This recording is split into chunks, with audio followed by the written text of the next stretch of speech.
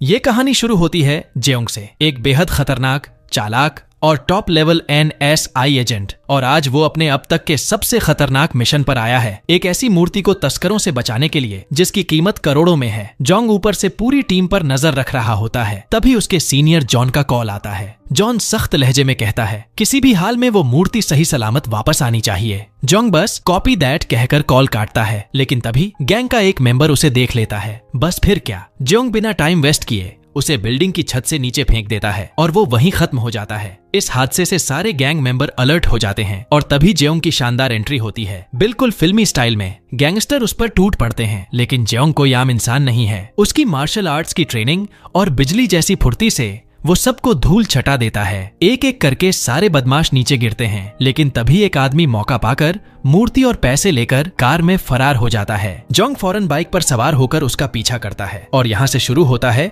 एक तगड़ा car chase scene, speed, stunt और एड्रेनालिन से भरपूर। जॉन्ग बाइक से छलांग लगाकर उस कार की छत पर चढ़ जाता है, कांच तोड़कर अंदर घुसता है और दोनों के बीच जबरदस्त फाइट होती है। लेकिन तभी कार का भयंकर एक्सीडेंट हो जाता है। आग की लपटें चारों तरफ फैल जाती हैं और सबको लगता है जेयोंग भी गया, पर नहीं। उसी आग के बीच से जेयोंग निकलता है, एक हाथ में मूर्ति, दूसरे में वो आदमी। क्या ही सिनेमैटिक मोमेंट है। अब सीन कट होता है NSI ऑफिस पर, जहां जॉन उस मूर्ति को ध्यान से देख रहा होता है, लेकिन मूर्ति का एक हाथ टूटा हुआ था। जेयोंग को अचानक याद आता है उसने जब गैंगस्टर को डराने के लिए गोली चलाई थी तो वो रिफ्लेक्ट होकर शायद मूर्ति पर लग गई होगी। जॉन का चेहरा सख्त हो जाता है और वो गुस्से में जेयोंग पर बरस पड़ता है। कुछ देर बाद वो दोनों NSI डायरेक्टर के पास जाते हैं, जो उन पर बुरी तरह चिल्लाता है और जॉन को ऑर्डर देता है कि जेयोंग को फौरन नौकरी से निकाल दो। जॉन उसे समझाने की कोशिश करता है, सर, जेयोंग हमारा बेस्ट एजेंट है, उसे ऐसे नहीं निकाला जा सकता। डायरेक्टर भड़क जाता है और कहता है, अगर इतना ही शानदार है तो एक नामुमकिन मिशन पूरा करके दिखाओ। यहीं से शुरू होती है कहानी का नया ट्विस्ट। डायरेक्टर बताता है एक स्कूल के बारे में, ओरिएंटल कॉन्वेंट। ये स्कूल 50 साल पहले एक आदमी ने शुरू किया था, जिसका नाम था ओरिएंटल। दिखने में शरीफ पर अंदर से बेहद चालाक और बेईमान। उस वक्त का राजा उस पर बहुत भरोसा करता था और जब उसकी तबीयत बिगड़ी तो उसने अरबों रुपए का सोना ओरिएंटल को सौंप दिया ताकि वो उस सोने से गरीबों की मदद कर सके। लेकिन ओरिएंटल ने वो सारा सोना खुद रख लिया। जब लोगों को सच्चाई का पता चला तो उन्होंने राजा के महल पर हमला कर दिया, लेकिन तब तक देर हो चुकी थी। ओरिएंटल वो सारा सोना कहीं छुपा चुका था। जॉन बताता है कि एजेंसी को शक है वो सोना आज भी उसी स्कूल में छिपा हुआ है। फिर वो कहता है, जेयोंग, अब तुम्हें स्कूल में एक स्टूडेंट बनकर जाना होगा और उस सोने को ढूंढना होगा। जॉन्ग हैरान होकर कहता है, मैं स्टूडेंट जैसा दिखता भी नहीं। जॉन मुस्कुराकर जवाब देता है, नहीं जॉन्ग, तुम अब भी काफी यंग लगते हो और ये मिशन सिर्फ तुम ही कर सकते हो। अपनी नौकरी से बेहद प्यार करने वाला जेयोंग आखिरकार इस मिशन के लिए तैयार हो जाता है और यहीं से शुरू होता है उसका सबसे अजीब, खतरनाक और इंटरेस्टिंग मिशन। दूसरी तरफ सीन कट होता है सुआ पर, एक चुलबुली लेकिन थोड़ी लापरवाह लड़की जो अपने प्रिंसिपल की बर्थडे पार्टी में आई होती है। शुरुआत में सब ठीक चलता है, लेकिन थोड़ी ही देर में सुआ इतनी ज्यादा ड्रिंक कर लेती है कि कंट्रोल ही नहीं रहता। नशे में वो प्रिंसिपल से उलझ जाती है और मजाक में उसके बाल खींच लेती है। तभी सबके सामने उसका विग निकल जाता है और वहाँ मौजूद सबको पता चलता है कि उनका प्रिंसिपल तो पूरी तरह गंजा है। माहौल एकदम शॉकिंग हो जाता है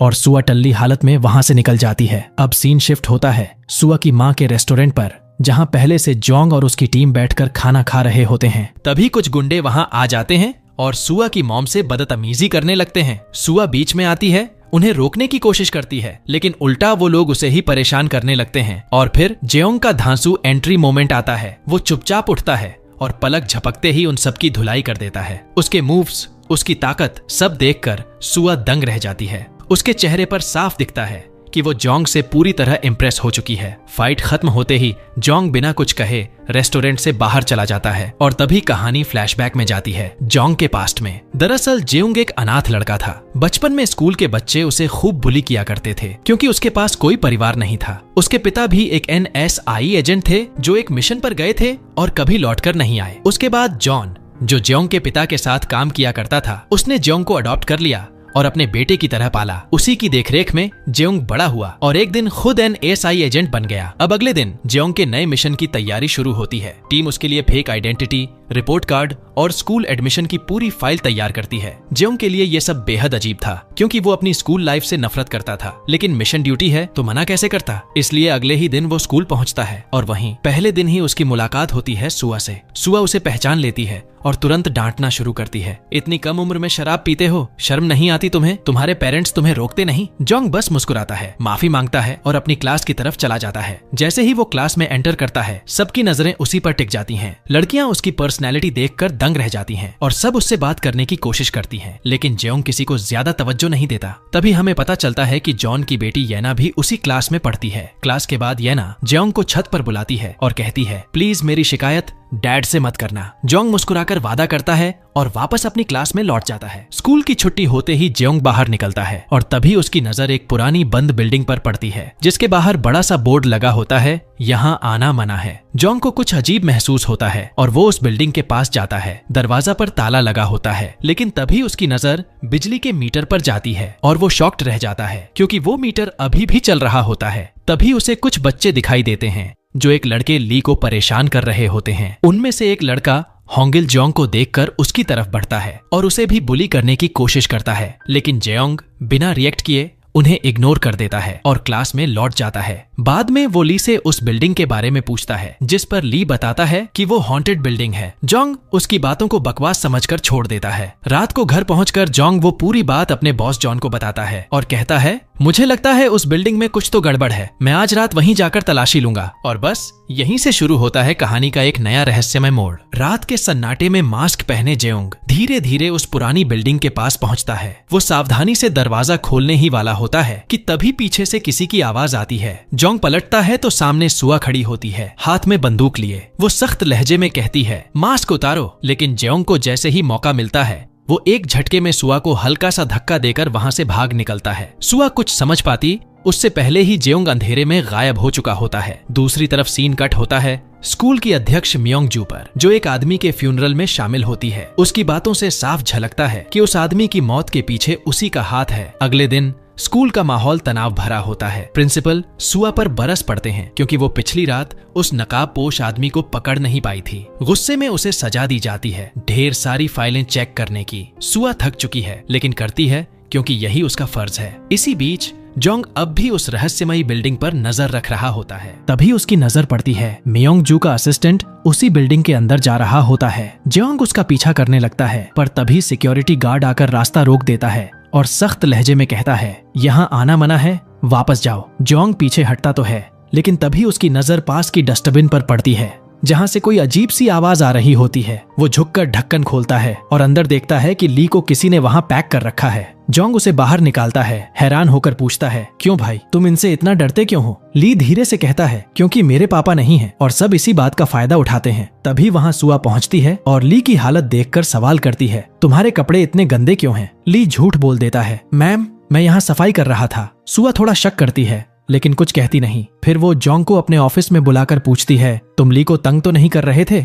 जोंग मुस्कुराकर जवाब देता है, नहीं, वो तो मेरा अच्छा दोस्त है। सुआ कुछ पल उसे घूरती है और फिर जाने देती है। जोंग वहां से निकलकर ली के साथ बैठकर लंच करने लगता है। लंच के दौरान जोंग ली से उस बिल्डिंग के बारे में पूछता है। ली धीरे धीरे उसकी डरावनी कहानी बताने लगता है। वो कहता है, कई साल पहले वहाँ एक डांस क्लास हुआ करती थी जहाँ एक लड़की थी, अरोहाई। उसका सपना था दुनिया की सबसे बेस्ट डांसर बनना, लेकिन उसकी क्लासमेट्स उसे बहुत तंग करती थीं। एक दिन उन्हें परेशान करते हुए उसका भयानक एक्सीडेंट हो गया। उसके दोनों पैर कट गए और जब उसका डांस करने का सपना टूट गया, उसने उसी बिल्डिंग में अपनी जान दे दी। ली की आवाज कांपने लगती है। फिर पकड़े जाने के डर से उसकी क्लासमेट्स ने उसकी लाश वहीं के बेसमेंट में दफना दी। उसके बाद से सबको वहां उसकी आत्मा दिखाई देने लगी और तभी से वो जगह हॉन्टेड कहलाने लगी। जोंग को ये सब सुनकर बिल्कुल भी भरोसा नहीं होता। वो कहता है, ये सब फालतू की बातें हैं। ली कुछ नहीं कहता, बस अपना फोन निकालकर एक वीडियो दिखाता है जिसमें वो खुद उस बिल्डिंग के अंदर गया था और उसी वीडियो में दिखता है एक बिना पैरों वाली लड़की जो उसके सामने अचानक प्रकट होती है। वो सीन देखकर जेयोंग भी एक पल के लिए ठिठक जाता है, लेकिन उसका ध्यान वीडियो के एक और हिस्से पर जाता है जहां उसे एक सीक्रेट डोर दिखता है जिस पर भारी ताला लगा हुआ है। वो तुरंत डिसाइड करता है कि आज रात वो फिर से उस बिल्डिंग में जाएगा और उस दरवाजे का राज पता लगाएगा। लेकिन तभी माहौल बदल जाता है। वहां आता है होंगिल और हमेशा की तरह ली को तंग करने लगता है। इस बार तो हद ही कर देता है। वो ली के खाने में थूक देता है और उसे जबरदस्ती वो खाना खाने के लिए कहता है। ली बेबस होकर खाना उठाता है, लेकिन तभी जोंग उसका हाथ पकड़ लेता है। सबके सामने जोंग गुस्से में होंगिल की जबरदस्त पिटाई कर देता है। पूरा स्कूल चौंक जाता है, लेकिन बाकी बच्चे खुश होते हैं क्योंकि होंगिल हमेशा उन्हें परेशान करता था। पर तभी वहाँ सुआ आ जाती है और सबके सामने जोंग को पकड़ लेती है। वो गुस्से में कहती है, तुम सारी हदें पार कर रहे हो। पहले शराब पीना, अब बच्चों को मारना। आखिर तुम्हें हो क्या गया है? जोंग कुछ पल चुप रहता है, फिर शांत लहजे में अपनी साइड की पूरी कहानी बताता है और बिना कुछ और बोले वहाँ से चला जाता है। उसे पता नहीं था आज रात जब वो उस हॉन्टेड बिल्डिंग में दोबारा कदम रखेगा तो उसे सिर्फ सच्चाई नहीं बल्कि मौत के साए का भी सामना करना पड़ेगा। दूसरी तरफ होंगिल अपनी बेइज्जती का बदला लेने के लिए ली के घर पहुंच जाता है। वहाँ वो उसकी दादी से स्कॉलरशिप के बहाने उसका पासपोर्ट ले लेता है और अब हमें आगे पता चलेगा कि वो इस पासपोर्ट का क्या करने वाला है। रात होते ही जोंग फिर से उस रहस्यमयी बिल्डिंग की तरफ निकल पड़ता है, लेकिन तभी ली वहाँ आ जाता है और जिद करने लगता है कि वो भी उसके साथ अंदर जाएगा। मजबूरी में जेओंग उसे साथ ले लेता है। अंदर पहुंचते ही उन्हें एक अजीब सा आदमी दिखाई देता है जो हथौड़े से कुछ काम कर रहा होता है। जैसे ही वो जेओंग को देखता है, वो घबराकर उस पर हथौड़ा फेंकता है और भाग जाता है। जोंग उसे पकड़ने की कोशिश करता है, लेकिन वो आदमी काफी दूर निकल चुका था। इसके बाद जोंग उस सीक्रेट डोर के पास आता है और अपने टूल्स की मदद से लॉक खोल लेता है। दरवाजा खुलते ही जो नजारा सामने आता है उसे देखकर जोंग पूरी तरह शॉक्ड रह जाता है। कमरे में हर जगह ढेर सारे डॉक्यूमेंट्स लगे होते हैं जिनमें गोल्ड से जुड़ी डिटेल्स लिखी होती हैं। तब जेओंग को समझ आता है कि स्कूल की अध्यक्ष मियोंग जू खुद उस गोल्ड को ढूंढ रही है और उसे भी नहीं पता कि वो कहाँ छिपा हुआ है। जेओंग सारे डॉक्यूमेंट्स की तस्वीरें खींचता है और अपनी सीनियर टीम को रिपोर्ट करने के बाद वहाँ से निकलने ही वाला होता है कि उसकी नजर अचानक एक असली स्केलेटन पर पड़ती है। कैमरे के जरिए मियोंग जू ये सब लाइव देख रही होती है। स्केलेटन देखकर ली डर के मारे कांप उठता है और पुलिस को बुलाने की बात करता है, लेकिन जोंग उसे झूठ बोल देता है कि ये तो नकली है। तभी मियोंग जू अपने असिस्टेंट को वहां भेजती है जो पूछता है कि आखिर वो लोग वहां कर क्या रहे हैं। जोंग तुरंत झूठ गढ़ देता है कि वो तो बस उस घोस्ट वाली स्टोरी को एक्सप्लोर करने आए थे। वो माफी मांगकर वहां से निकल जाता है। घर पहुंचकर जोंग अपनी टीम को वो सारी फोटो और फाइलें दिखाता है और बताता है कि वो स्केलेटन किसी और का नहीं बल्कि ओरिएंटल का है। अब जोंग उन्हें समझाता है कि शायद ओरिएंटल ने इस भूत की कहानी को हमारे लिए एक पहेली की तरह छोड़ दिया है और अगर हम उसे सॉल्व कर पाए तो शायद उस गोल्ड तक पहुंच सकते हैं। अगले दिन जेओंग वॉचमैन के पास जाकर पूछता है कि क्या रात में वही उन पर हमला कर रहा था। वॉचमैन पहले तो मना करता है, लेकिन फिर सच बता देता है कि उसकी बिल्ली एक दिन उस बिल्डिंग में चली गई थी और जब वो उसे ढूंढने अंदर गया तो उसने वो स्केलेटन देखा और डर के मारे भाग गया। वही वीडियो ली ने रिकॉर्ड किया था। दूसरी तरफ ली को पता चल जाता है कि होंगिल ने उसकी दादी को झूठ बोलकर पासपोर्ट लिया था, तो वो किसी तरह पासपोर्ट उससे वापस ले आता है। लेकिन उसी शाम पुलिस उसके घर पहुंचती है और उसकी दादी को अरेस्ट कर लेती है। असल में होंगिल उस पासपोर्ट का इस्तेमाल करके एक इलीगल वेबसाइट चला रहा था और अब ली की दादी उसमें फंस चुकी होती है। जब ये बात सुआ को पता चलती है तो वो तुरंत समझ जाती है कि ये सारा खेल होंगिल का है और उसकी शिकायत प्रिंसिपल से कर देती है। अगले दिन मीटिंग बुलाई जाती है और जैसे ही होंगिल को इसका पता चलता है वो ली को धमकाता है कि अगर उसने उसके खिलाफ कुछ भी कहा तो उसकी दादी हमेशा के लिए जेल में सड़ती रहेगी। मीटिंग में मियोंग जू ली से पूछती है कि क्या होंगिल उसे परेशान करता है, लेकिन डर के मारे ली सच बोलने की हिम्मत नहीं जुटा पाता और उल्टा कह देता है कि उसे तो जेओंग परेशान करता है, जबकि वो ऐसा कहना नहीं चाहता था लेकिन डर की वजह से चुप रह जाता है और इस तरह होंगिल एक बार फिर सजा से बच निकलता है। रात में जेओंग ली से मिलता है और सीधे पूछता है, क्या होंगिल ने तुम्हें झूठ बोलने के लिए मजबूर किया था? जिस पर ली उदास होकर कहता है, हाँ, उसने मुझे जान से मारने की धमकी दी थी। मैं तो एक लूजर हूँ जोंग, मुझे अपनी दादी की फिक्र थी, इसलिए मुझे झूठ बोलना पड़ा। अगली ही सुबह स्कूल में जेओंग पर बच्चों को बुली और मारपीट करने के आरोप लगते हैं और उसे सस्पेंड करने का ऑर्डर निकल जाता है। अपनी सफाई पेश करने के लिए उसे मीटिंग में बुलाया जाता है, लेकिन जेओंग के पास अब एक ही रास्ता बचता है, अपनी टीम की मदद लेना। टीम की मदद से वो उस लोकेशन को ट्रैक कर लेता है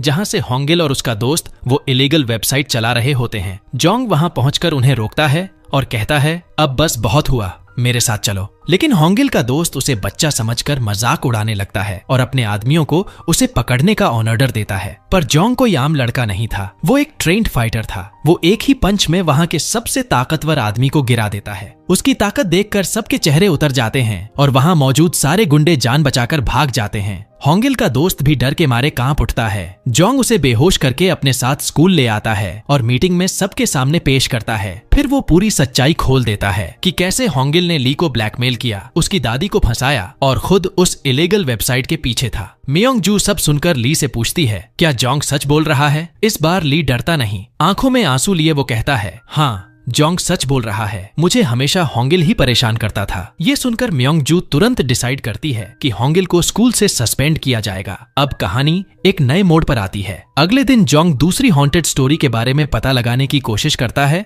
और ली से पूछता है। ली बताता है 3 साल पहले यहाँ एक क्लास में 2 टॉपर लड़कियां थीं। दोनों एक दूसरे से बेहद जलती थीं। मेन एग्जाम में टॉप करने की दीवानगी में एक लड़की ने दूसरी को छत से धक्का दे दिया और तभी से उस लड़की की आत्मा क्लास की घड़ी में कैद हो गई। इस बीच ली की मदद करते करते जोंग और सुआ काफी क्लोज आ जाते हैं और सुआ को उसके लिए फीलिंग्स आने लगती हैं। दूसरी तरफ जोंग उस घड़ी के पास पहुंचता है और उसे बिल्डिंग से मिली चाबी से खोलने की कोशिश करता है, लेकिन ताला नहीं खुलता। तभी वहां येना आती है और कहती है, हमारे स्कूल में ऐसी 2 घड़ियां हैं, एक ये और दूसरी काउंसिल रूम में। जोंग को समझ आ जाता है कि ये चाबी उसी दूसरी घड़ी की है। वो काउंसिल रूम जाने की कोशिश करता है, लेकिन वहां हेला उसे रोक लेती है और कहती है, इस कमरे में सिर्फ काउंसिल मेंबर्स ही जा सकते हैं। अगर अंदर जाना है तो पहले काउंसिल मेंबर बनो। अब जोंग काउंसिल मेंबर बनने का फैसला करता है और सुआ के पास जाकर पूछता है, मुझे क्या करना होगा मेंबर बनने के लिए? सुआ मुस्कुराकर बताती है, एक एग्जाम क्लियर करना होगा। जोंग अब पूरे जोश से एग्जाम की तैयारी में जुट जाता है। एग्जाम से एक दिन पहले जोंग स्कूल नहीं आता तो सुआ को उसकी बहुत चिंता होती है। वो उसे कॉल करती है तो जोंग बहाना बना देता है कि उसकी तबीयत ठीक नहीं है और वो एग्जाम नहीं दे पाएगा। सुआ को उसकी बातों में कुछ अजीब लगता है तो वो खुद उसके लिए खाना लेकर उसके घर जाने का फैसला करती है। जब जोंग को ये पता चलता है तो उसके होश उड़ जाते हैं, क्योंकि जिस एड्रेस को उसने अपना घर बताया था वहां तो अभी तक कुछ भी सेट नहीं हुआ था। सुआ को शक न हो इसलिए वो अपनी टीम को फौरन बुलाकर कहता है, जल्दी करो, सब फर्नीचर अंदर डालो, घर को सेट करो। सब लोग मिलकर रातों रात वो घर सेट कर देते हैं ताकि वो असली लगे। लेकिन जैसे ही वो सब निकलने की तैयारी करते हैं, सुआ पहुंच जाती है और सब लोग किचन के अंदर वाले कबर्ड में छुप जाते हैं। माहौल एकदम टेंस हो जाता है और तभी सुआ उस कबर्ड का दरवाजा खोल देती है। इसी बीच जोंग का पैर फिसल जाता है और वह सीधा सुआ पर गिरता है। दोनों एक दूसरे के बहुत करीब आ जाते हैं। माहौल अचानक से एकदम अव्यक्त हो जाता है और दोनों की नजरों का सामना बस कुछ सेकंड के लिए होता है, मगर वो पल जैसे थम जाता है। सुआ जल्दी से उठती है और थोड़ा घबराई आवाज में पूछती है,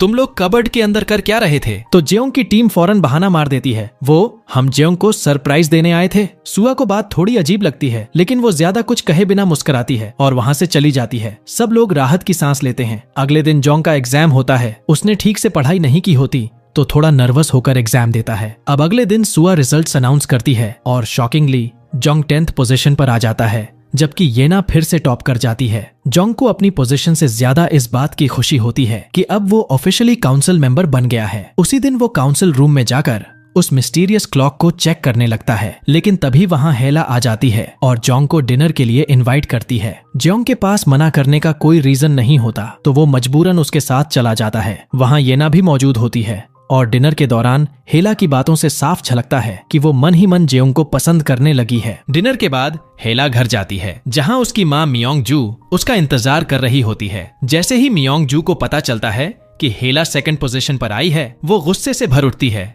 और कहती है, मुझे बहाने नहीं चाहिए, अगले एग्जाम में सिर्फ फर्स्ट चाहिए। वो चाहती है कि उसकी बेटी हर चीज में परफेक्ट बने। इसके बाद मियोंग जू एक बुजुर्ग राइटर से मिलने जाती है जो कभी ओरिएंटल के साथ काम कर चुका होता है। वो उसे कहती है, मुझे ओरिएंटल के सारे सीक्रेट्स बताओ, मगर वो राइटर साफ मना कर देता है। मियोंग जू का गुस्सा 7वें आसमान पर पहुंच जाता है और वो अपने असिस्टेंट को आदेश देती है कि इस आदमी के बारे में जितनी भी जानकारी मिल सके सब निकालो। दूसरी तरफ जोंग फिर से उस क्लॉक रूम में जाता है और वहां उसे एक लेटर मिलता है। मुझे तुम्हारे बारे में सब पता है एजेंट। ये पढ़ते ही जेओंग के हाथ कांपने लगते हैं। कोई उसकी असली पहचान जान चुका था। अगले ही दिन वो जॉन के साथ डायरेक्टर के पास जाकर सारी बात बताता है, लेकिन डायरेक्टर गुस्से में फट पड़ता है, तुम्हें मिशन की अहमियत का जरा भी एहसास नहीं है, एक काम भी ठीक से नहीं कर पाए। वो तुरंत अपने असिस्टेंट को कॉल करता है और कहता है, सारे स्टाफ का डेटा मेरे पास लाओ अभी। उधर जोंग जॉन से कहता है, कल मैं उस रूम का सीसीटीवी फुटेज चेक करूंगा, शायद कुछ पता चले। अगले दिन वो अपने स्टूडेंट प्रेसिडेंट के पावर का इस्तेमाल करके सीसीटीवी रूम में जाता है और फुटेज चेक करता है, लेकिन वहाँ कुछ भी नहीं होता। सब रिकॉर्डिंग्स डिलीट हो चुकी थीं। किसी ने पहले ही सब मिटा दिया था। तभी सीन कट होता है मियोंग जू की तरफ, जो एक शूटिंग लोकेशन पर होती है और शॉकिंगली वही राइटर पेड़ से बंधा हुआ होता है। तभी उसका असिस्टेंट आकर कहता है, मैडम आपके कहे मुताबिक वो रिकॉर्डिंग मैंने साफ सुथरे तरीके से डिलीट कर दी है। मियोंग जू कहती है, अब जोंग के बारे में हर छोटी बड़ी बात मुझे चाहिए। उसी वक्त जेयोंग के फोन की घंटी बजती है। दूसरी तरफ से आवाज आती है, हेलो एजेंट, कैसे हो? जोंग चौंक जाता है। ये तो स्कूल का वॉचमैन था। वो कहता है, मुझे तुमसे कुछ जरूरी बात करनी है, छत पर मिलो। जोंग तुरंत वहाँ पहुँचता है, लेकिन जब तक वो पहुँचता है तब तक छत पर कोई और होता है, एक मास्क पहना हुआ आदमी। वो वॉचमैन से कहता है, तुम तो मुझे पहले ही मिल चुके हो, और फिर अचानक उस पर हमला कर देता है। दोनों के बीच जबरदस्त फाइट होती है और उसी झड़प में वॉचमैन छत से नीचे गिर जाता है। जोंग दौड़ता हुआ उसके पास पहुंचता है, लेकिन अब बहुत देर हो चुकी थी। वॉचमैन मर चुका था। जोंग उसकी पॉकेट से कुछ निकालता है, एक पुरानी डायरी, और जैसे ही वो उसे खोलता है उसकी आंखें फटी रह जाती हैं। वो डायरी किसी और की नहीं बल्कि उसके अपने पिता की होती है, वही डायरी जो उसके पिता हमेशा अपने साथ रखा करते थे। तभी जेयोंग को छत से कुछ अजीब आवाजें सुनाई देती हैं, तो वह फौरन वहां पहुंचता है और सामने खड़ा होता है वो मास्क वाला आदमी। उसे देखते ही वो रहस्यमयी शख्स जेयोंग पर जानलेवा हमला कर देता है, लेकिन जेयोंग कोई आम लड़का नहीं था, वो एक ट्रेंड फाइटर था। वो उस पर लगातार पलटवार करता है और जैसे ही मौका मिलता है वो उसके मास्क को हटाने की कोशिश करता है, लेकिन तभी वो आदमी अचानक उसे धक्का देकर वहां से भाग निकलता है। जोंग उसका पीछा करता है, पर वो रहस्यमयी शख्स कहीं गायब हो जाता है। गुस्से से भरा जेयोंग अब सीधे डायरेक्टर के ऑफिस पहुंचता है और चिल्लाते हुए पूछता है, मेरे डैड कहाँ हैं और उनकी डायरी उस वॉचमैन के पास कैसे पहुंची? पहले तो डायरेक्टर कुछ नहीं बोलता, लेकिन जब जोंग उसे धमकाता है तो वो पूरी सच्चाई उगल देता है। दरअसल जोंग के डैड भी इसी मिशन पर भेजे गए थे और तब से वो लापता हैं। डायरेक्टर कहता है कि मुझे नहीं पता कि वो जिंदा हैं या नहीं। यह सुनकर जोंग का गुस्सा फट पड़ता है और वो डायरेक्टर को मारने ही वाला होता है कि तभी वहां जॉन आ जाता है और उसे रोक लेता है। जॉन उसे शांत करते हुए कहता है, ऐसा करने से तुम्हारे पिता वापस नहीं आएंगे। अगर सच में उन्हें ढूंढना है तो तुम्हें मिशन पूरा करना होगा। ये सुनकर जोंग की आंखों में आंसू आ जाते हैं। वो इमोशनल हो जाता है और अपने पिता की याद में खो जाता है। तभी जॉन अपनी जेब से एक पुरानी फोटो निकालता है जिसमें वो और जेयोंग के डैड साथ में होते हैं। वो फोटो देखकर जेयोंग चुपचाप वहां से चला जाता है। अगले दिन पूरे स्कूल में सनसनी मच जाती है, क्योंकि वॉचमैन की मौत से सभी डर के साये में आ जाते हैं। सबको लगता है कि ये काम उसी गोश्त वाली चुड़ैल का है। जोंग अब अपने डैड की डायरी लेकर उस रहस्यमयी घड़ी के पास जाता है। डायरी में उसके पिता ने कुछ क्लूज लिखे होते हैं। जैसे ही वो उन क्लूज को फॉलो करता है, घड़ी से एक म्यूजिक साउंड निकलती है जिसे जोंग रिकॉर्ड कर लेता है। तभी वहाँ सुआ आ जाती है और पूछती है, क्या तुम्हें वॉचमैन की मौत के बारे में पता है? जोंग झूठ बोल देता है, लेकिन सुआ गुस्से में कहती है, मुझसे झूठ मत बोलो जोंग, मैंने तुम्हें वहां देखा था। दरअसल उस रात सुआ घर नहीं गई थी और जब वॉचमैन छत से गिरा तो उसने खुद अपनी आंखों से सब देखा था, यहाँ तक कि उस मास्क वाले आदमी को भी। सुआ उसे धमकाती है, मैं सब कुछ पुलिस को बता दूंगी। जेयोंग तुरंत दरवाजा बंद कर देता है और उसे दो चॉइस देता है, या तो तुम ये मिशन लीक करके खुद जेल चली जाओ या फिर मेरा साथ दो। सुआ डर जाती है और कुछ नहीं कहती। वो चुपचाप वहां से चली जाती है। वहीं दूसरी तरफ हम मियोंग जू को देखते हैं, जो किसी से मिलने आई होती है और तभी उसका दिमाग पुराने दिनों में चला जाता है। फ्लैशबैक में दिखाया जाता है कि वो वॉचमैन से मिल रही थी और वहीं खुलासा होता है कि वो भी एक सीक्रेट एजेंट था जिसने अपनी टीम को धोखा देकर अकेले ही उस गोल्ड को ढूंढने का फैसला किया था। मियोंग जू गुस्से में उससे कहती है, मुझे तुम्हारे सारे राज पता चल गए हैं, अब मैं तुम्हें एक्सपोज कर दूंगी। जिस पर वॉचमैन कहता है, मुझे भी तुम्हारे सारे काले सच पता हैं और अब मैं सब कुछ जोंग को बता दूंगा। यह सुनकर मियोंग जू डर जाती है और अपने असिस्टेंट को उसे खत्म करने का ऑर्डर देती है। और अब सामने आता है सबसे बड़ा ट्विस्ट, वो मास्क वाला आदमी और कोई नहीं बल्कि मियोंग जू का असिस्टेंट ही होता है। कहानी फिर प्रेजेंट में लौटती है, जहां मियोंग जू किसी से कह रही होती है, आखिर और कितने खून करने पड़ेंगे मुझे उस सोने को ढूंढने के लिए। और बस इसी डायलॉग के साथ सीन ब्लैक आउट हो जाता है। वहीं दूसरी तरफ हम जोंग को देखते हैं, जो अपने डैड की डायरी पढ़ते हुए भूत की तीसरी कहानी तक पहुंच चुका होता है। एक ऐसी कहानी जिसमें एक पियानो का जिक्र होता है और उसी के अंदर छुपा होता है गोल्ड का अगला क्लू। यह जानकर जोंग तुरंत सुआ को बताता है, जिस पर सुआ कहती है कि वो पियानो शायद मियोंग जू के ऑफिस में रखा है, लेकिन वहां तक पहुंचना लगभग नामुमकिन है। जोंग सोच में पड़ जाता है और पूछता है, क्या ऐसा कोई तरीका नहीं जिससे हम ये कर सकें? तब सुआ बताती है कि अगले हफ्ते स्कूल में एक ग्रैंड पार्टी है और शायद उसी दिन तुम्हें मौका मिल जाए उस पियानो को चेक करने का। यह सुनकर जोंग उसकी बात मान लेता है और अपनी पूरी टीम को इकट्ठा करके सुआ से मिलवाता है। फिर सब मिलकर उस पार्टी के लिए एक परफेक्ट प्लान बनाना शुरू करते हैं। जॉन बताता है कि उन्होंने वहां की पूरी सिक्योरिटी सिस्टम का पता लगा लिया है। वो सबको समझाता है, जब सारे लोग नीचे पार्टी में बिजी होंगे तभी तुम्हें और सुआ को ऊपर वाले कमरे में घुसना होगा। वो रूम सिर्फ म्योंग जू के फिंगरप्रिंट से ही खुलता है, लेकिन याद रखना, जैसे ही तुम उसकी फिंगरप्रिंट लगाओगे उसका नोटिफिकेशन सीधा म्योंग जू के पास चला जाएगा। तभी जोंग की टीम में से एक लड़की बोलती है, उसकी चिंता मत करो, मैं उसका फोन हैक कर लूंगी और वो नोटिफिकेशन डिलीट कर दूंगी। इसी बीच जोंग सुआ को फाइट टेक्निक्स सिखाने लगता है और इन्हीं पलों में दोनों एक दूसरे के बेहद क्लोज आ जाते हैं। तभी एक प्यारा सा ट्विस्ट सामने आता है। पता चलता है कि बचपन में ये दोनों एक ही क्लास में पढ़ते थे,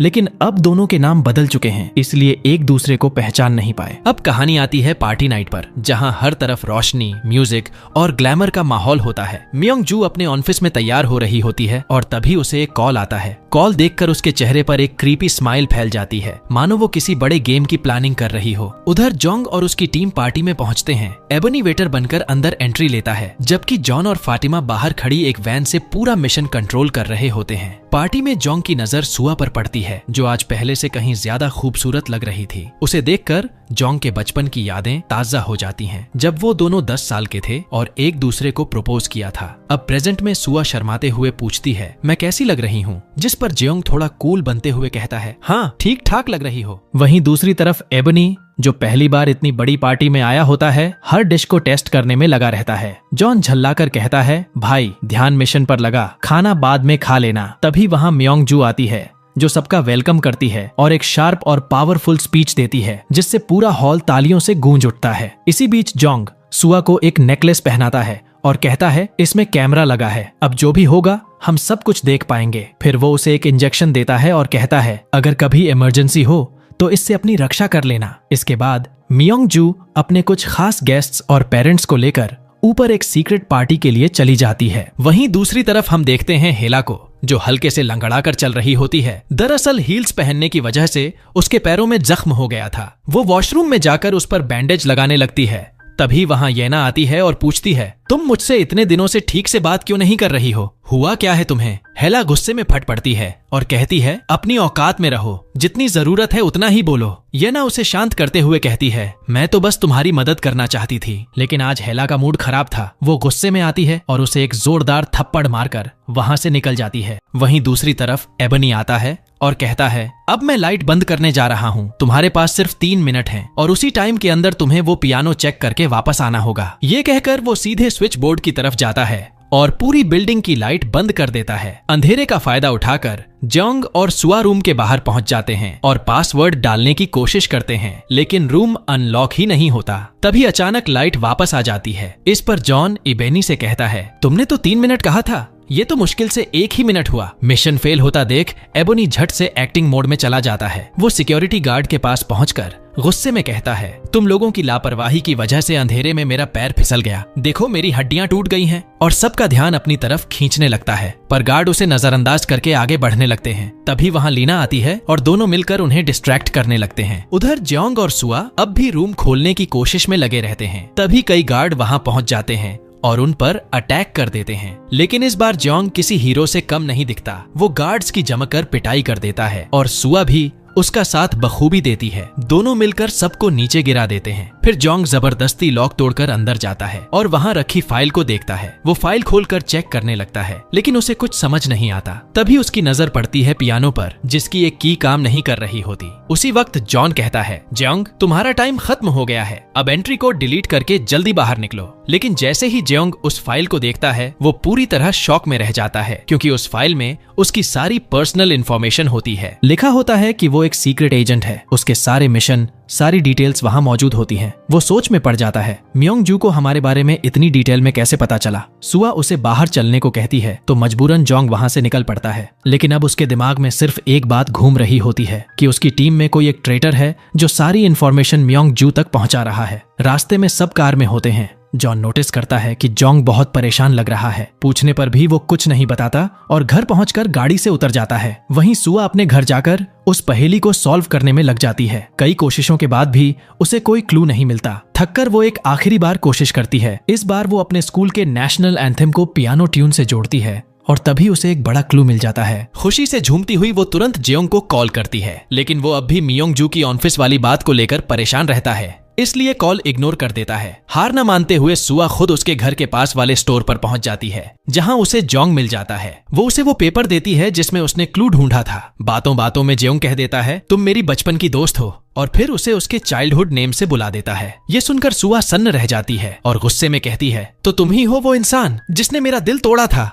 बचपन वाला नाम सुनकर उसे गुस्सा आ जाता है, क्योंकि वो नाम उसे बिल्कुल पसंद नहीं था। वो जेयोंग से कहती है कि आगे से मुझे उस नाम से मत बुलाना, और गुस्से में वहां से चली जाती है। अगले दिन सुआ जब स्कूल पहुंचती है तो वो होंगिल को एक सीक्रेट वेबसाइट के बारे में बात करते हुए सुन लेती है। जिज्ञासा में वो भी उस वेबसाइट पर जाती है और जो कुछ वहां देखती है उसे देखकर उसका दिमाग हिल जाता है। वेबसाइट पर पहले से ही स्कूल के सारे कंपटीशन विनर्स डिसाइड किए जा चुके थे। सुआ समझ जाती है कि मियोंग जू पेरेंट्स से मोटी फीस लेकर उनके बच्चों को बिना टैलेंट के विनर बना रही है, और जो बच्चे मेहनत करते हैं उनकी मेहनत पर पानी फेर रही है। वो तुरंत ये बात स्कूल की बाकी टीचर्स को बताती है, लेकिन कोई भी ध्यान नहीं देता, सब इसे नजरअंदाज कर देते हैं। इसके बाद सुआ सीधा जोंग के पास जाने लगती है, लेकिन तभी कहानी में एक ट्विस्ट आता है। किसी टीचर ने सुआ की चुगली मियोंग जू से कर दी होती है। अगले ही पल मियोंग जू उससे मिलती है और मुस्कुराते हुए उसे इनडायरेक्टली धमकाने लगती है, तुम्हारा काम ऐसे स्कूलों में पढ़ाना है, न कि इधर उधर ताका झांकी करना। सुआ उसकी बातों के पीछे का मतलब समझ जाती है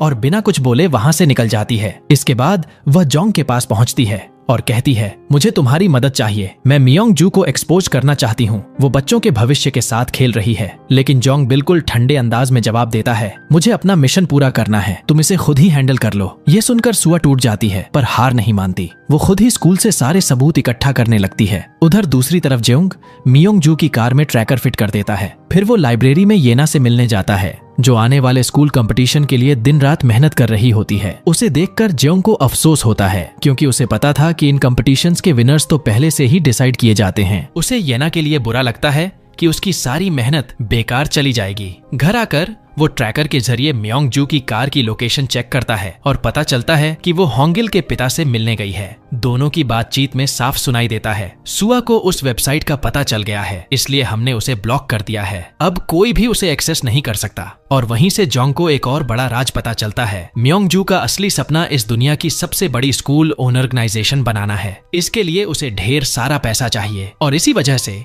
वो उस गोल्ड की तलाश में पागलों की तरह जुटी है। ये सारी बातें जोंग ट्रैकर की मदद से सुन लेता है। इसके बाद वो सुआ से मिलने जाता है और कहता है, तुम स्कूल के खिलाफ क्यों जा रही हो, तुम्हें तो यहाँ परमानेंट टीचर बनना है। जिस पर सुआ मजबूती से जवाब देती है, बच्चों का भविष्य मेरी नौकरी से ज्यादा जरूरी है। उसके जज्बे को देखकर जोंग भी उसका साथ देने का फैसला करता है। वो कहता है, अब यहाँ रिसर्च करना खतरनाक हो सकता है। दोनों सारे सबूत इकट्ठा करते हैं और जेयोंग के घर पहुंचकर रात भर उन्हें ध्यान से चेक करते रहते हैं, लेकिन उन्हें कुछ खास नहीं मिलता। अगले दिन जेयोंग ये बात अपनी टीम को बताता है कि स्कूल की वेबसाइट पर पहले से ही चीटिंग हो रही है, लेकिन ये सुनकर जॉन बुरी तरह भड़क जाता है। तुम्हारा मिशन गोल्ड बार ढूंढना है, न कि चीटिंग स्कैंडल पकड़ना। उधर सुआ को पता चलता है कि एक टीचर है जिसने अब तक हुए सभी कंपटीशन के पेपर चेक किए थे। वो ये बात जोंग को बताने उसके घर पहुंचती है, लेकिन जैसे ही दरवाजा खोलती है वो देखती है कि घर का दरवाजा पहले से खुला है। अंदर जाते ही उसे एक मास्क पहने हुआ आदमी दिखता है, जो उस पर अटैक करता है और उसे बेहोश करके भाग जाता है। कुछ देर बाद जेयोंग घर लौटता है तो देखता है कि सुआ बेहोश पड़ी है। वो तुरंत उसे उठाकर अस्पताल ले जाता है। जब सुआ होश में आती है तो कहती है, मुझे एक टीचर के बारे में पता चला है, उसका नाम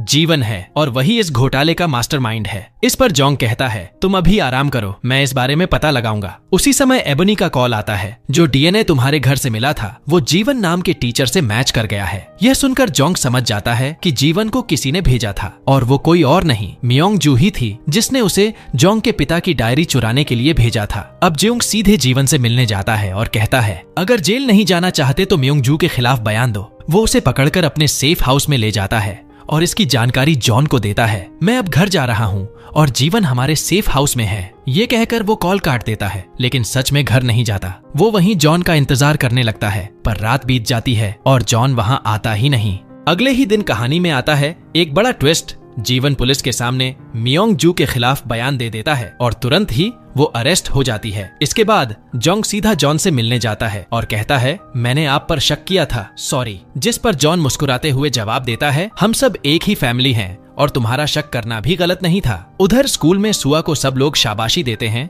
कि उसने इस बड़े घोटाले को एक्सपोज किया। लेकिन कहानी यहीं खत्म नहीं होती। अगले दिन स्कूल में इन्वेस्टिगेशन के लिए एक एक्सटर्नल टीम आने वाली होती है और प्रिंसिपल सुआ को कहता है कि वो उस टीम को लीड करे। अगले दिन जैसे ही टीम स्कूल में एंटर करती है, सुआ की आंखें फटी की फटी रह जाती हैं, क्योंकि उस टीम में मियोंग जू खुद मौजूद होती है। हाँ, उसने पुलिस को पैसे खिलाकर खुद को छुड़ा लिया था। उसे देखकर जियोंग भी पूरी तरह शॉक में आ जाता है। मियोंग जू चालाक मुस्कान के साथ उसके पास आती है और कहती है, कैसा लगा मेरा सरप्राइज। इतना कहकर वो उसका आईडी कार्ड छीन लेती है और उसके बैच को फाड़कर जमीन पर गिरा देती है। इसके बाद वह जोंग को सस्पेंड कर देती है। जोंग गुस्से में पूछता है, तुम पुलिस से बचकर कैसे आई? जिस पर मियोंग जू ठंडे लहजे में जवाब देती है, पैसे में वो ताकत होती है जो किसी का भी मन खरीद सकती है। अब वो स्कूल में इतने सख्त रूल्स लागू कर देती है कि कोई उसके खिलाफ बोल ही नहीं सकता। सभी टीचर्स और स्टूडेंट्स जोंग के पास आते हैं और कहते हैं, हम तुम्हारे साथ हैं। लेकिन जियोंग उन्हें रोक देता है, मेरे लिए तुम अपना भविष्य खतरे में मत डालो। ये कहकर वो चुपचाप स्कूल छोड़ देता है। इसके बाद वो अपनी टीम से मिलता है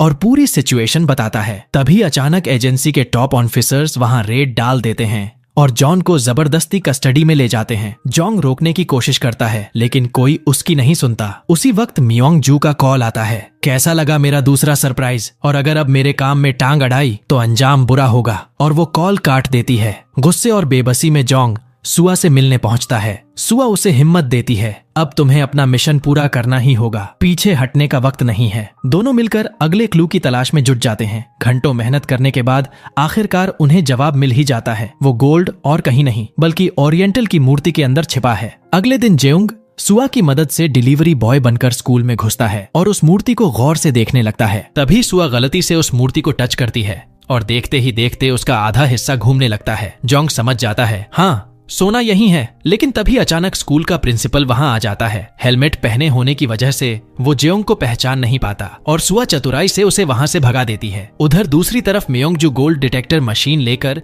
स्कूल के हर कोने की तलाशी कर रही होती है, लेकिन उसे कुछ भी नहीं मिलता। वो गुस्से में अपने असिस्टेंट को हुक्म देती है, किसी भी कीमत पर वो गोल्ड मुझे चाहिए। इसके बाद जोंग और सुआ अपनी टीम के साथ एक रेस्टोरेंट में बैठकर पूरा मिशन प्लान करते हैं। यहाँ जॉन उन्हें बताता है कि एजेंसी का डायरेक्टर खुद मियोंग जू के साथ मिला हुआ है, इसलिए अब उनके पास कोई आधिकारिक सपोर्ट नहीं है। लेकिन जियोंग हार नहीं मानता। तभी वहाँ सुआ की मॉम पहुँचती है और सच सामने आता है कि वो कोई आम औरत नहीं बल्कि एक गैंगस्टर माफिया है। ये जानकर सुआ सन्न रह जाती है। उसे अपनी माँ की इस दुनिया के बारे में कुछ भी नहीं पता था। फिर सुआ की मॉम जोंग को अपने पुराने गैंग के पास ले जाती है जो कभी उनके साथ काम करता था। अब सब एक साथ प्लान बनाते हैं, आज रात हम स्कूल पर हमला करेंगे और वो गोल्ड किसी भी कीमत पर ढूंढ निकालेंगे। रात होते ही पूरा ग्रुप हथियारों और टेक गैजेट्स से लैस होकर स्कूल के अंदर घुस जाता है और वहां कब्जा जमा लेता है। वहीं दूसरी तरफ अब मियोंग जू को भी सारी बातों का पता चल जाता है और वो गुस्से में तमतमाई हुई स्कूल पहुंच जाती है। लेकिन जैसे ही वो अंदर आती है, जियोंग सीधा उसके सामने खड़ा हो जाता है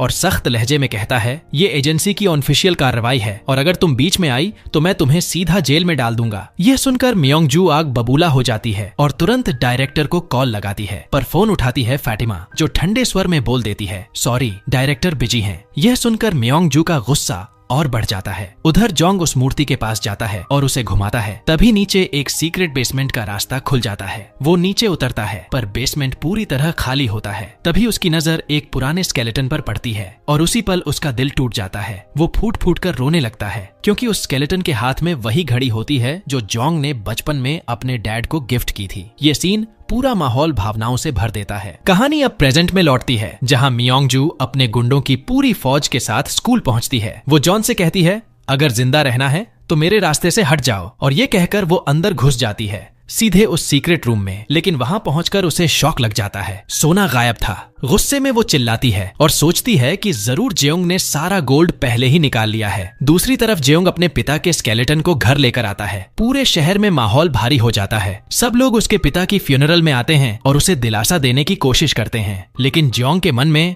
अब सिर्फ एक ही सवाल है, आखिर मेरे डैड के साथ हुआ क्या था। वो अपने पिता के शरीर में मिली गोली को फॉरेंसिक लैब में भेज देता है। अगले दिन रिपोर्ट आते ही जॉन और जोंग दोनों के चेहरे पर हैरानी छा जाती है क्योंकि गोली किसी और की नहीं बल्कि डायरेक्टर की थी, यानी जॉन के पिता की मौत के पीछे डायरेक्टर ही था। अब जॉन का गुस्सा काबू से बाहर हो जाता है। वो बिना सोचे डायरेक्टर के ऑफिस पहुंचता है और फाइल देने के बहाने उसके कमरे में घुसकर सीधा बंदूक उसकी तरफ तान देता है। अब सब सच सच बता दो, तुमने ही मेरे पिता को मारा है ना? लेकिन डायरेक्टर कुछ भी बताने से इनकार कर देता है। तभी उसकी सिक्योरिटी टीम अंदर घुसती है और जेओंग को पकड़ लेती है। तभी एंट्री होती है जॉन और उसकी टीम की, जो भिड़ जाते हैं सिक्योरिटी से। लड़ाई के बीच जॉन चिल्लाता है, जेओंग भागो, और उसी पल सुआ आती है और जोंग को वहां से निकाल ले जाती है। उधर मेयोंग जू की हालत भी पतली है। सोना ढूंढने में उसके लाखों वेस्ट हो चुके हैं, तो अब वो स्कूल की फीस डबल करने का फैसला लेती है। असिस्टेंट समझाने की कोशिश करता है, मैम ऐसा करेंगे तो बच्चे हमारे खिलाफ हो जाएंगे। लेकिन मेयोंग जू ठंडी आवाज में कहती है, मुझे किसी की परवाह नहीं। इधर जॉन जोंग से भिड़ जाता है, क्या तुम पागल हो गए थे? डायरेक्टर को मारने चले गए थे? अगर तुमने कुछ किया होता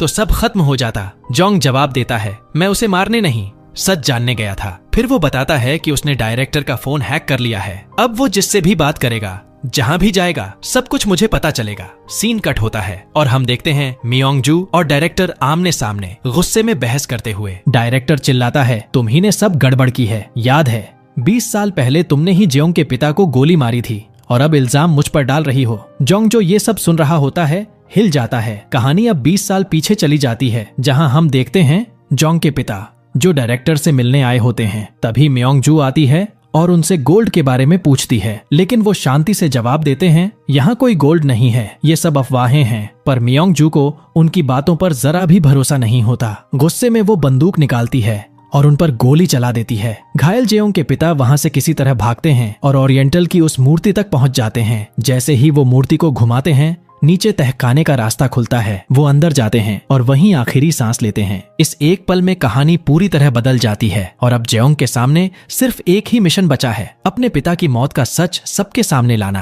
कहानी अब अपने आखिरी क्लाइमैक्स में पहुंचती है, जहां डायरेक्टर मेयोंग जू को धमकी देता है, अगर इन सब में मैं फंसा तो मैं तुम्हारे खिलाफ बयान दूंगा और दुनिया को पूरी सच्चाई बताऊंगा। लेकिन जल्द ही वह वहां से चला जाता है। इसी बीच जोंग डायरेक्टर को फोन करता है और कहता है, मुझे सारी सच्चाई पता चल गई है और अगर अब तुम मेरा साथ नहीं दोगे तो तुम भी मेयोंग जू के साथ जेल जाओगे। यह सुनकर डायरेक्टर समझ जाता है कि अब मेयोंग जू के साथ रहना खतरे में है, तो वह जोंग का साथ देने का फैसला करता है और उसे एक सुनसान जगह पर मिलने बुलाता है। लेकिन जैसे ही जेओंग वहां पहुंचता और कार का दरवाजा खोलता है, उसे पता चलता है कि डायरेक्टर पहले ही मर चुका है और उससे पहले कि वह कुछ कर पाता, कोई पीछे से उसे डंडा मारकर बेहोश कर देता है। अगले दिन जब जेओंग की आंख खुलती है तो वह खुद को कार में पाता है। उसके हाथों पर खून लगा होता है। तभी पुलिस आती है और उसे डायरेक्टर के मर्डर में अरेस्ट कर लेती है। पुलिस स्टेशन में मेयोंग जू आती है और उसे सोने के बारे में पूछती है। जोंग जवाब देता है, वहां कोई सोना नहीं था, यह सब सिर्फ अफवाह थी।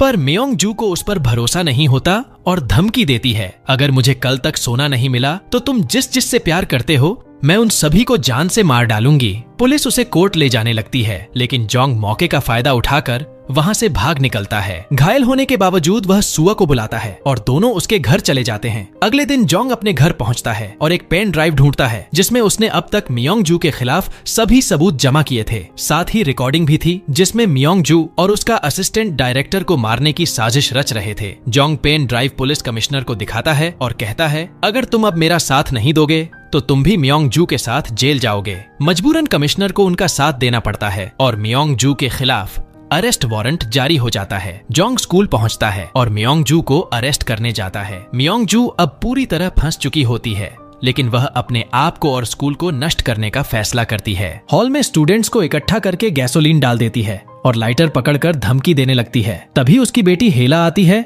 और कहती है कि यह सब बंद करो। मेयोंग जू कहती है, तुम यहाँ से चली जाओ, मेरे पास और कोई रास्ता नहीं है, मैं तुम्हें नहीं मारना चाहती। उसी समय जोंग पहुँच जाता है, उसका ध्यान भटकाकर लाइटर छीन लेता है और उसे अरेस्ट कर देता है। फिर वह मेयोंग जू के असिस्टेंट को मैनिपुलेट करवाकर उससे मेयोंग जू के खिलाफ गवाही दिलवाता है, जिससे उसे उम्र कैद की सजा मिलती है। इसके बाद जेओंग घर जाकर अपने डैड की यादों में खो जाता है। उसे फ्लोर पर एक तारा बना टाइल्स दिखाई देता है। जब वह टाइल हटा देता है तो उसमें वह सोना मिल जाता है। जेओंग खुशी से चिल्लाता है, डैड आप सच में ग्रेट थे। फिर वह जॉन को यह सब बताता है और सभी का उत्साह बढ़ जाता है। इस मिशन को पूरा करने के बाद सभी का प्रमोशन हो जाता है। कहानी 5 साल आगे बढ़ती है। जोंग ने सुआ से शादी कर ली है। फातिमा और एबोनी भी एक दूसरे को डेट करने लगते हैं। जॉन अब डायरेक्टर बन गया है, वहीं हेला अपने पैशन को फॉलो करती है। जॉन बच्चों को एजेंसी की क्लास देने लगता है और इसी के साथ यह कहानी अपने हैप्पी एंडिंग पर खत्म होती है। एक ऐसी कहानी जिसने हमें सिखाया कि सच्चा हीरो वो नहीं जो सबसे ज्यादा लड़ता है, बल्कि वो है जो सच छिपाकर भी सही रास्ते पर चलता है। कभी कभी फर्ज निभाने के लिए नकाब पहनना पड़ता है, पर असली हिम्मत तब होती है जब वो नकाब उतारकर खुद का सामना करो, क्योंकि रहस्य चाहे जितना गहरा हो, सच्चाई हमेशा रास्ता ढूंढ ही लेती है। और अगर तुम्हें ये कहानी पसंद आई हो तो चैनल को सब्सक्राइब करना मत भूलना, साथ ही बेल आइकन दबा देना ताकि अगली धमाकेदार कहानी मिस ना हो। तुम्हारा कीमती वक्त देने के लिए बहुत बहुत धन्यवाद। फिर मिलेंगे अगली कहानी में।